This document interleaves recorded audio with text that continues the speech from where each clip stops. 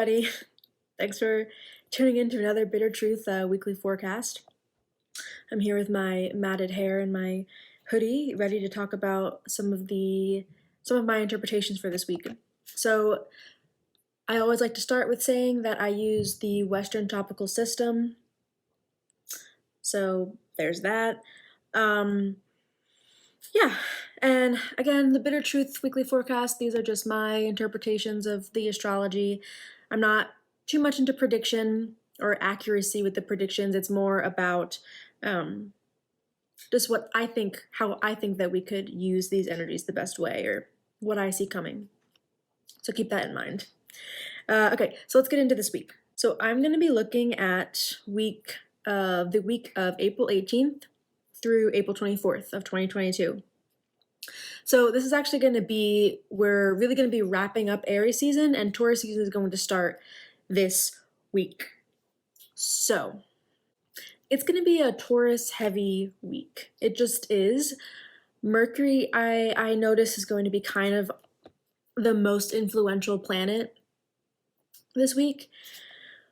But before we start talking about that, let's talk about simply the lunar phase. So the lunar phase this week, we're going to be having a waning moon.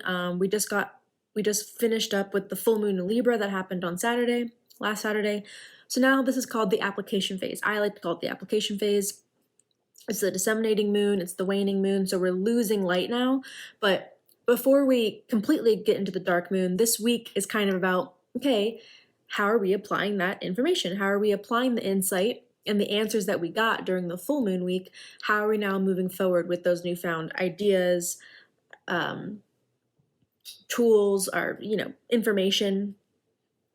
We should have a little bit more clarity this week to work with, a little bit more direction, and an ability to kind of learn from maybe the mistakes that we've been making over the past couple of weeks. Now we kind of feel like, okay, I got a clearer understanding of what I need to do better.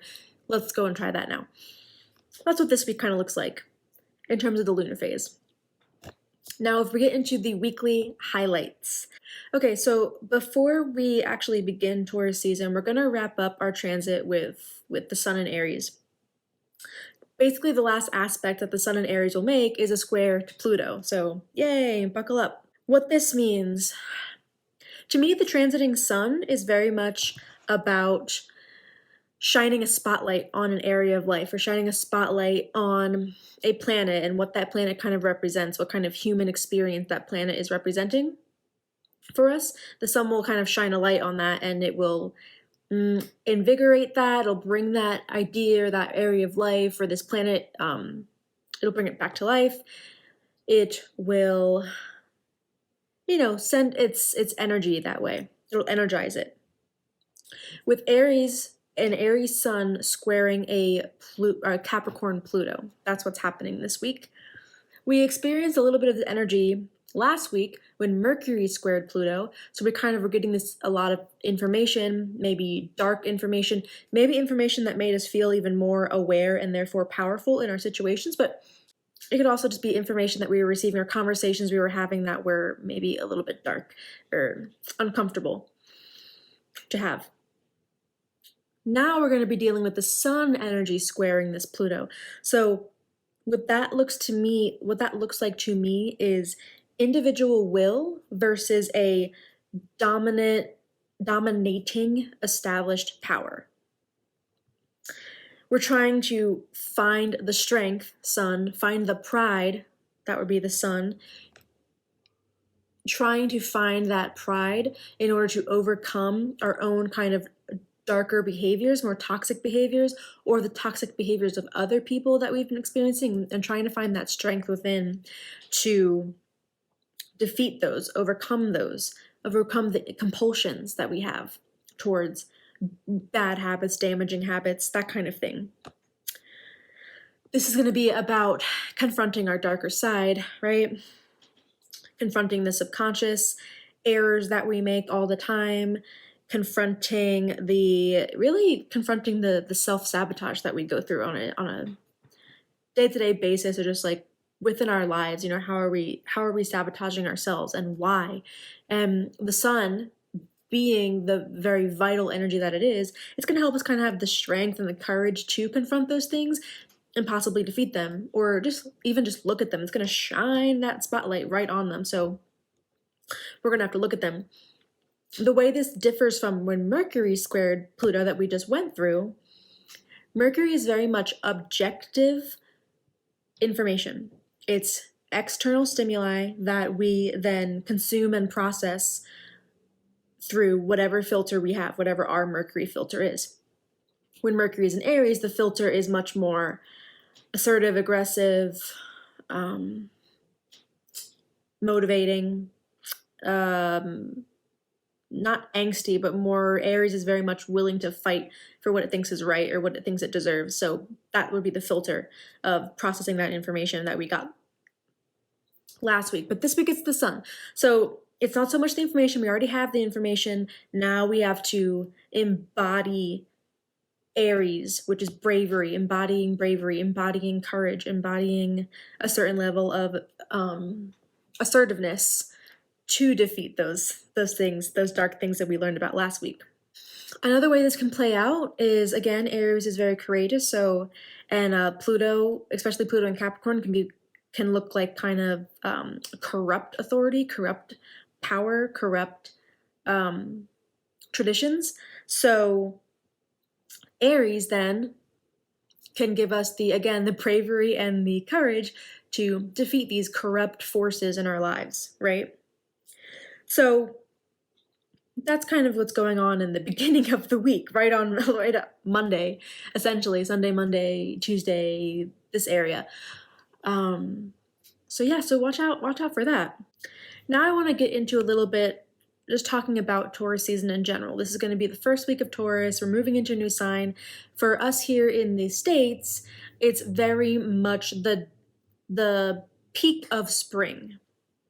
So Aries begins spring, Taurus is the peak of spring, and then Gemini helps us transition from spring into summer.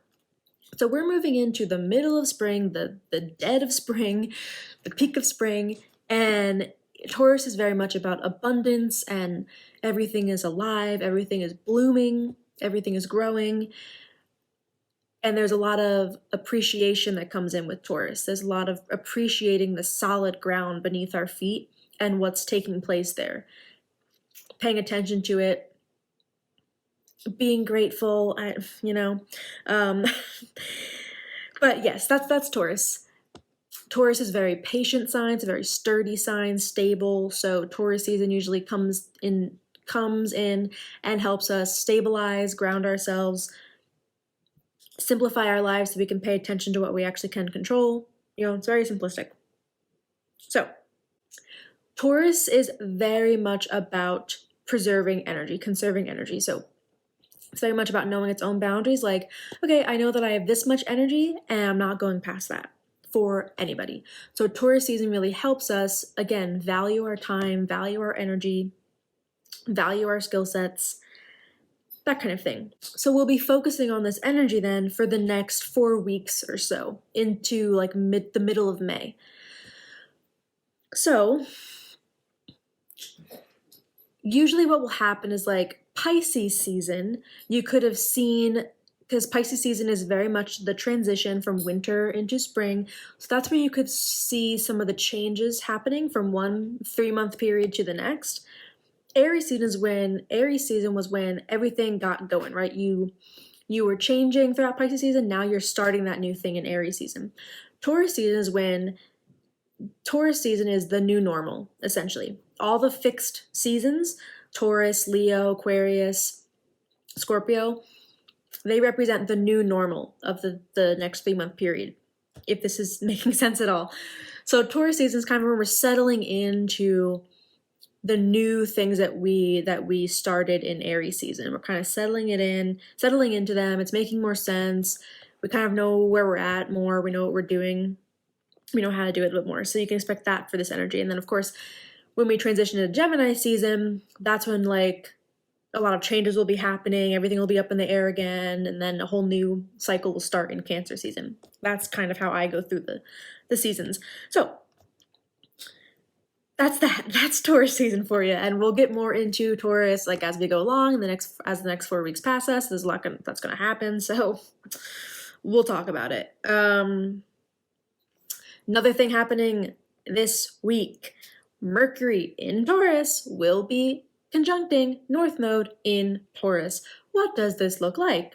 So again, Mercury, transiting Mercury is information, data, conversations that we're having.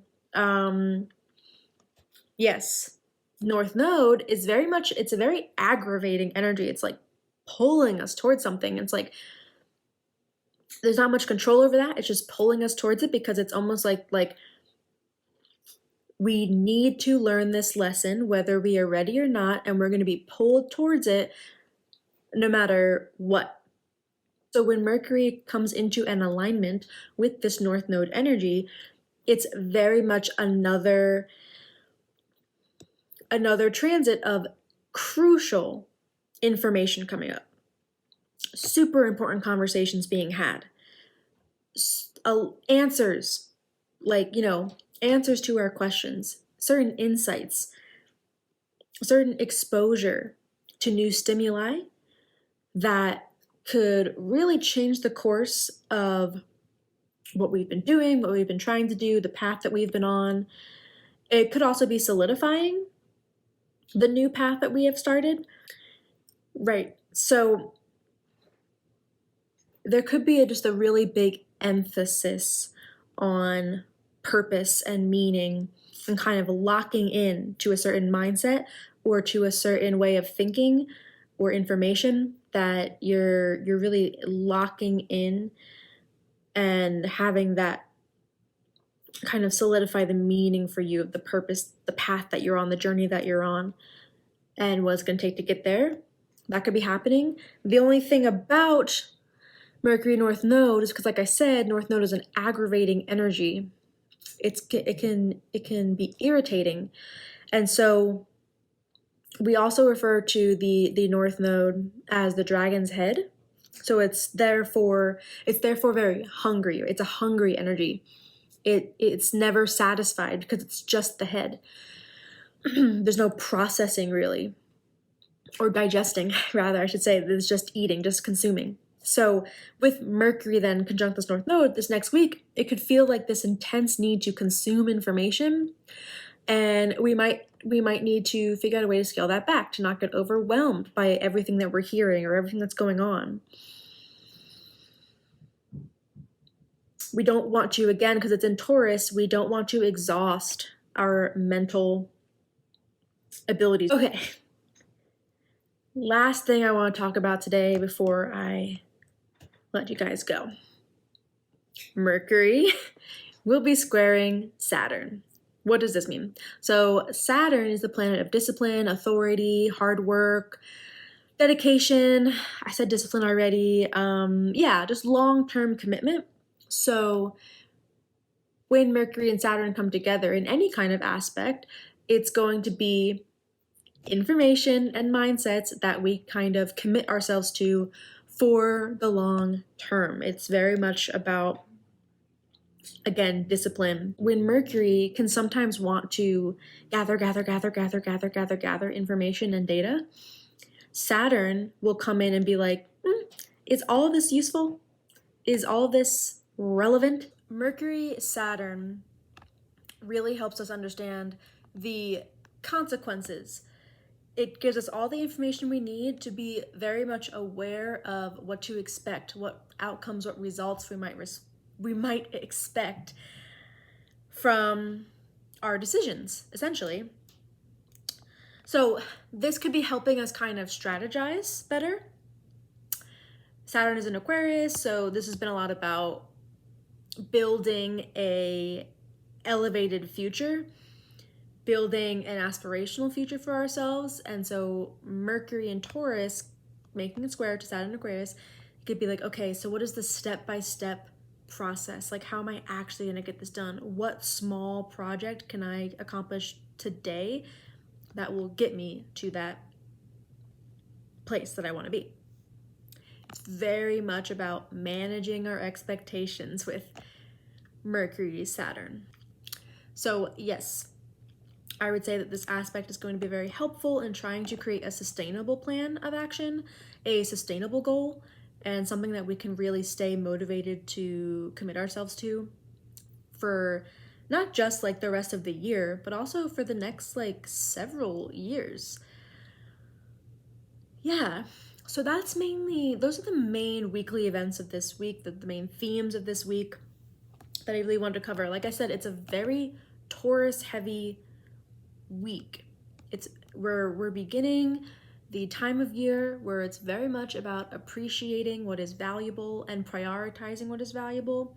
And a lot of times what that means is like physical sensory values is Taurus. So how are we strategically managing our finances so that we can live the most comfortable life? How are we, taking care of our physical bodies and our physical environments to actually enjoy what's going on around us? That's very Taurus, and we're getting into that energy starting this week. So,